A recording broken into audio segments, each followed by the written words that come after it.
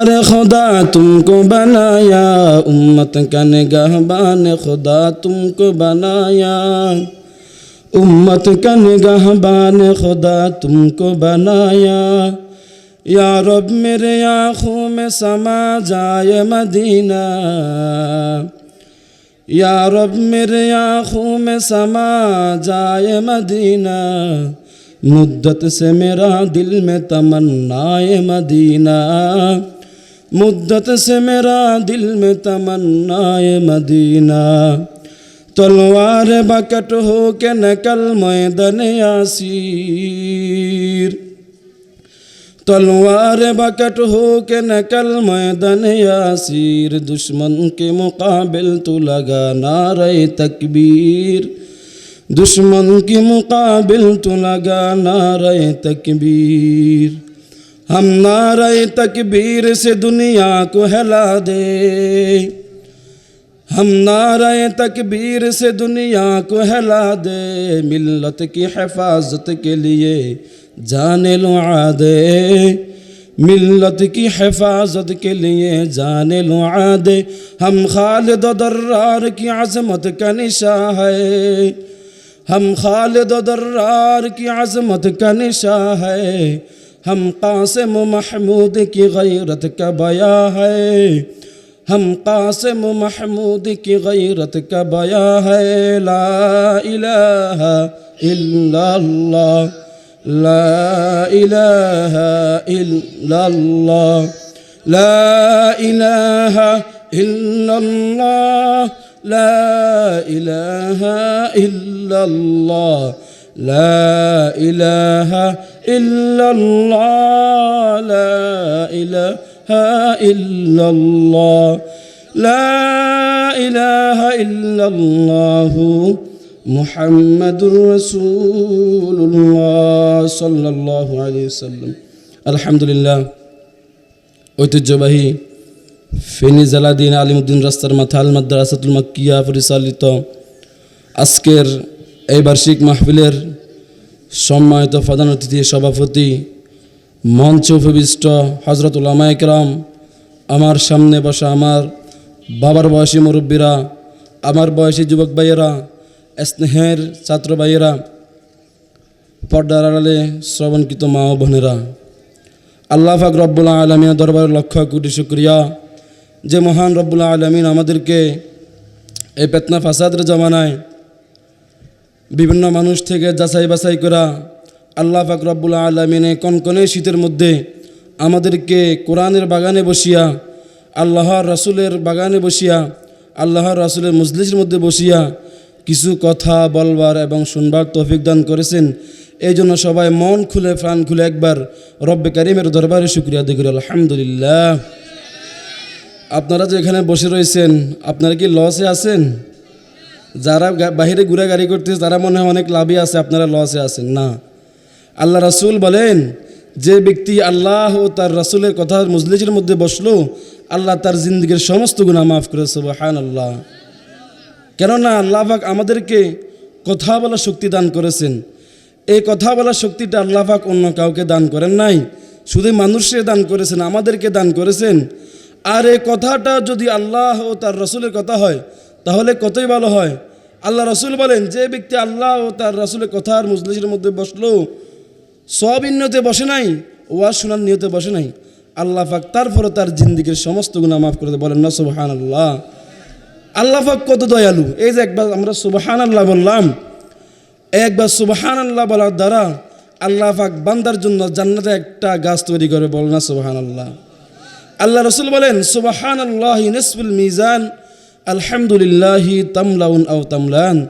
আল্লাহ রাসূল জনাবে মুহাম্মদ রাসূলুল্লাহ সাল্লাল্লাহু আলাইহি ওয়াসাল্লাম বলেন না সাল্লাল্লাহু আলাইহি ওয়াসাল্লাম। আল্লাহ রাসূলের নাম শুনলে সাল্লাল্লাহু আলাইহি ওয়াসাল্লাম বলতে হয়। একবার সাল্লাল্লাহু আলাইহি ওয়াসাল্লাম বললে কি হয়? একবার সাল্লাল্লাহু আলাইহি ওয়াসাল্লাম যে ব্যক্তি বলবে তার জন্য 10টি নেকি বরাদ্দ করা হয় সুবহানাল্লাহ। তার 10টি গুনাহ মাফ করে দেওয়া হয় সুবহানাল্লাহ। তার 10টি দরজাত বুলন্দ করে দেওয়া হয় সুবহানাল্লাহ। এই জন্য আল্লাহ রাসূল সাল্লাল্লাহু আলাইহি ওয়াসাল্লাম বলেন যে ব্যক্তি একবার সুবহানাল্লাহ বলবে আল্লাহ পাক তার মিজানের অর্ধেক পূর্ণ করে দেবে সুবহানাল্লাহ। ওয়ালহামদুলিল্লাহি তামলাউন আও তামলান। আর যে ব্যক্তি একবার আলহামদুলিল্লাহ বলবে আল্লাহ পাক রব্বুল আলামিন তার মিজান পুরোটা পরিপূর্ণ করে দেবেন। সুবহানাল্লাহ। এই জন্য আমরা যারা বসছি, আমরা কি লসে নাই? হয়তো একটু হাঁটাহাঁটি করতেছি না, দোকান পাড়ে বসে আড্ডা দিয়ে চা খাইতেছি, খাইতেছি না, এই জন্য আল্লাহ পাকের মজলিসের মধ্যে, আল্লাহ রসুলের মজলিসের মধ্যে বসলাম, আমরা লসে নাই। এই জন্য আমরা আরেকবার আল্লাহ তাআলার শুকরিয়া আদায় করি, আলহামদুলিল্লাহ। লম্বা কথা বলার সুযোগও নাই, সময় নাই, রাতও অনেক হইতেছে, আমাদের প্রধান বক্তাও আছে, ইনশাল্লাহ আসতেছেন। 2-4টি কথা বলে ইনশাল্লাহ বিদায় নেব। আমি আপনাদের সামনে পবিত্র কালামুল্লাহ শরীফ থেকে ছোট্ট একটি আয়াত তেলাওয়াত করছি। এই ছোট্ট একটি আয়াতের সারাংশ বলে আমি বিদায় নেব ইনশাআল্লাহ। আল্লাহ পাক রব্বুল আলামিন বলেন, ইয়া আইয়ুহাল্লাযীনা আমানুসবিরু ওয়াসাবিরু ওয়ারাবিতু ওয়াত্তাকুল্লাহ লাআল্লাকুম তুফলিহুন। আল্লাহ পাক রব্বুল আলামিন ডাক দিয়ে বলে, ও দুনিয়ার মুমিন উম্মতের বান্দা বান্দিরা, যদি তোমরা আমার উপর, আল্লাহু আকবার, যদি তোমরা আমাকে রাজি খুশি করতে চাও, যদি তোমরা সফল কাম হতে চাও, আমি আল্লাহর বাতানো, আমি আল্লাহর বলা এই 4টি গুণ তোমরা গুণান্বিত হইতে পারো। আল্লাহ বলেন, ইয়া আইয়ুহাল্লাযীনা আমানুসবিরু, ও ইমানদার বান্দা বান্দিরা, ইসবিরু তোমরা সবর করো, ওয়াসাবিরু তোমরা মুসাবারা করো, ওয়ারাবিতু তোমরা মুরাবাতা করো, ওয়াত্তাকুল্লাহ সর্বশেষ আমি আল্লাহকে ভয় করো। যদি এই 4টা গুণের উপর তোমরা গুণান্বিত হতে পারো, যদি এই 4টা গুণের উপর তোমরা সুন্দর মতো চলতে পারো, আমি আল্লাহ ঘোষণা দিলাম, লাআল্লাকুম তুফলিহুন, অবশ্য অবশ্য তোমরা কামিয়াব, অবশ্য অবশ্য তোমরা সফল কাম। আল্লাহ পাক রব্বুল আলামিন বলেন, ও ইমানদার মুমিন বান্দা বান্দিরা, ইসবিরু তোমরা ধৈর্য ধারণ করো। এখন আপনারা বলতে পারেন, হুজুর আমরা কিসের মধ্যে ধৈর্য ধারণ করব? আমাদের দেশে তো একটা প্রচলিত নাম আছে, আমরা শুধু যখন বিপদ আসে বিপদের মধ্যে ধৈর্য ধারণ করি। আমরা যখন বিপদে পড়ি, শুধু বিপদের মধ্যে ধৈর্য ধারণ করার নাম শুধু ধৈর্য ধারণ করা না। মুফাসসিরিনে কেরাম উল্লেখ করেন, তোমরা 3 জায়গার মধ্যে ধৈর্য ধারণ করো। কয় জায়গা? 3 জায়গার মধ্যে তোমরা ধৈর্য ধারণ করো। 1 নম্বর সবরু আলা তাআ, যখন তোমরা ইবাদত করবে, ইবাদতের ক্ষেত্রে তোমরা ধৈর্য ধারণ করো। যখন তোমরা নামাজ পড়বা, নামাজগুলো তোমরা সুন্দর করে আদায় করো। যখন তোমরা আল্লাহু আকবার বলিয়া নিয়ত বানবা, সুন্দরের মতো তোমরা আলহামদু সূরা ফাতিহা অন্য সূরা আদায় করো। যখন তোমরা রুকুতে যাইবা, সুন্দর করে তোমরা রুকুর তাসবিহগুলো আদায় করো। যদি রুকুর তাসবিহগুলো সুন্দর করে আদায় না করো, সুবহানা রাব্বিয়াল আযীম, কেউ যদি সুবহানার মধ্যে হা শব্দটা অশুদ্ধ করিয়া পড়ে, তার পুরা নামাজ বাতিল হয়ে যাবে। কেননা আমরা যখন নামাজে দাঁড়াই, আমরা আল্লাহু আকবার বলে নিয়ত বান্ধি, সুবহানাকা আল্লাহুম্মা, এখানে হা আছে কিনা? হাটা কিন্তু শুদ্ধ হতে হবে, সুবহানাকা আল্লাহুম্মা। আমরা যখন সূরা ফাতিহা শুরু করি, আলহামদুলিল্লাহি রাব্বিল আলামিন, এখানে হা আছে কিনা? যদি হাটা অশুদ্ধ হয়, তাহলে অর্থটা পরিবর্তন হয়ে যাবে। যদি অর্থটা পরিবর্তন হয়ে যায়, তাহলে কি আমাদের নামাজ থাকবে কিনা? আমরা হাটা ভালো করে শুদ্ধ করে নেব। আমরা আরবি 29 হরফ হা আইন ভালো করে শুদ্ধ করে নেব।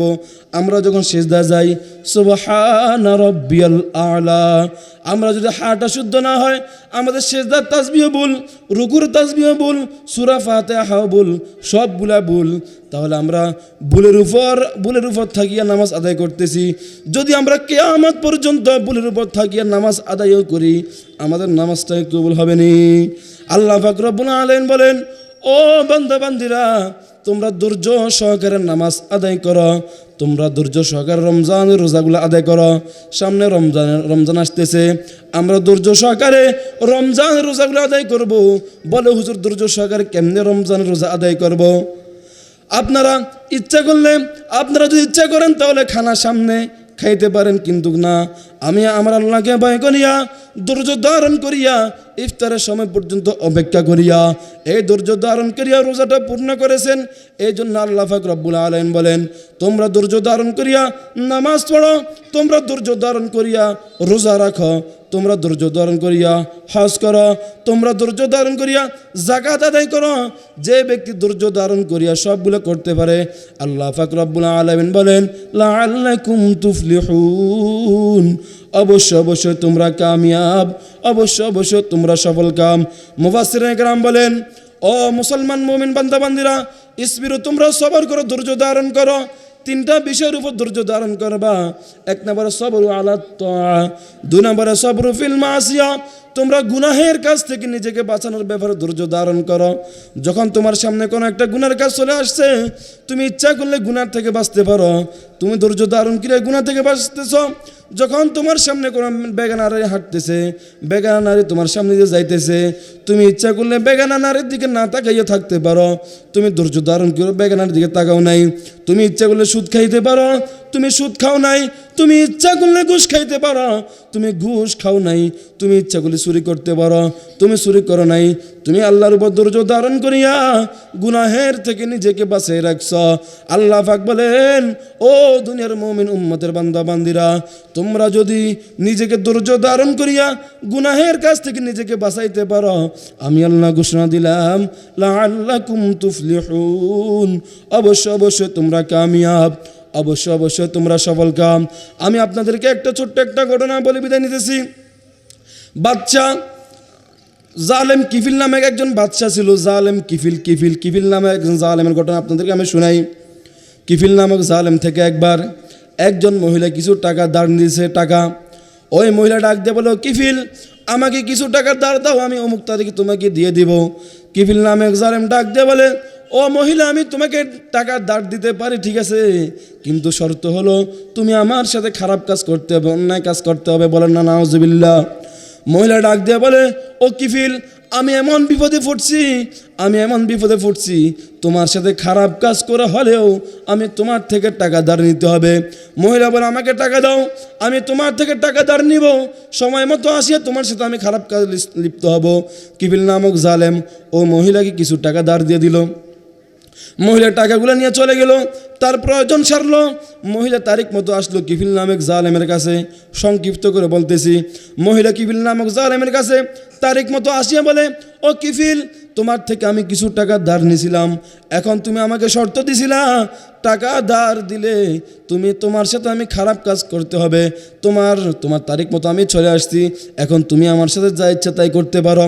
কিফিল নামক জালেম ওই মহিলাকে একটা ঘরের মধ্যে আবদ্ধ করছে।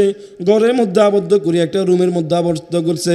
রুমের মধ্যে আবদ্ধ করিয়া ওই রুমের দরওয়াজা জানালা সব কিছু বন্ধ করে ফেলছে।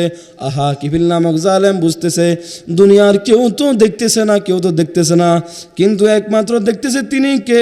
বলেন না তিনি কে? আল্লাহ। তুমি যে দরজা বন্ধ করিয়া গুনাহ করো, তুমি যদি জানালা বন্ধ করিয়া গুনাহ করো, দুনিয়ার কেউ দেখবে না, তোমার মাও দেখবে না, বাবাও দেখবে না, কিন্তু দেখার তো একজন আছে, তিনি কে?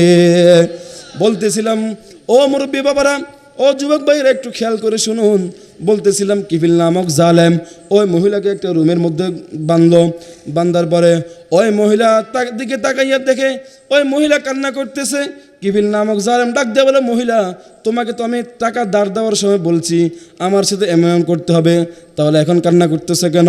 ওই কিফিল নামক জালেমের কথা শুনিয়া মহিলা আরো জোরে কান্না করে দিল। কিফিল নামক জালেম ডাক দিয়ে বলে, মহিলা, তুমি কান্না করতেছো কেন? কান্নার কারণটা কি আমাকে একটু খুলে বলো না।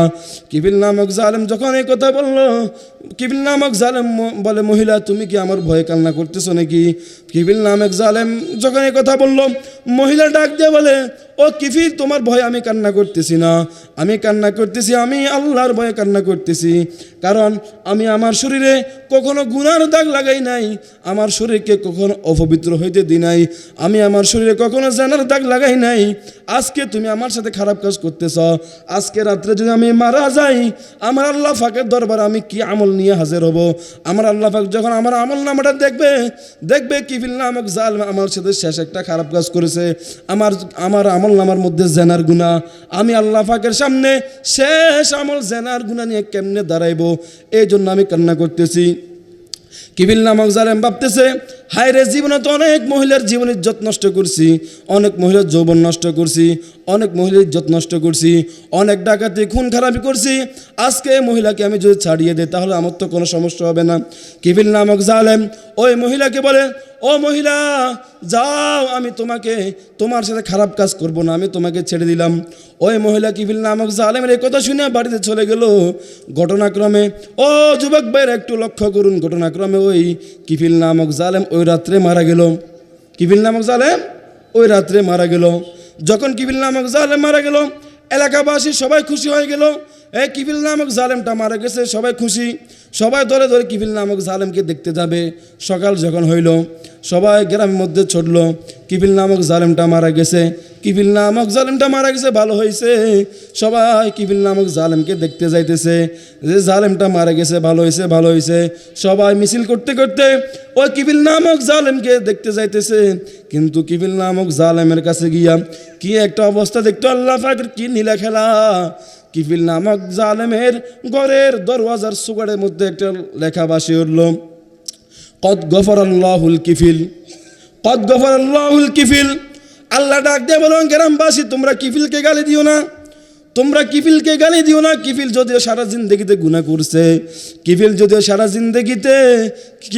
সারা জিন্দগিতে জানা করছে, অন্যায় অবিচার করছে, কিন্তু গতকালকের কিফিল নামক জালেমের যে আমলটা, আমি আল্লাহকে ভয় করিয়া ওই মহিলার সাথে গুনাহ করে নাই, আমি আল্লাহ এই ওসিলায় এই কিফিল নামক জালেমকে মাফ করে দিয়েছি। বলেন না সুবহানাল্লাহ।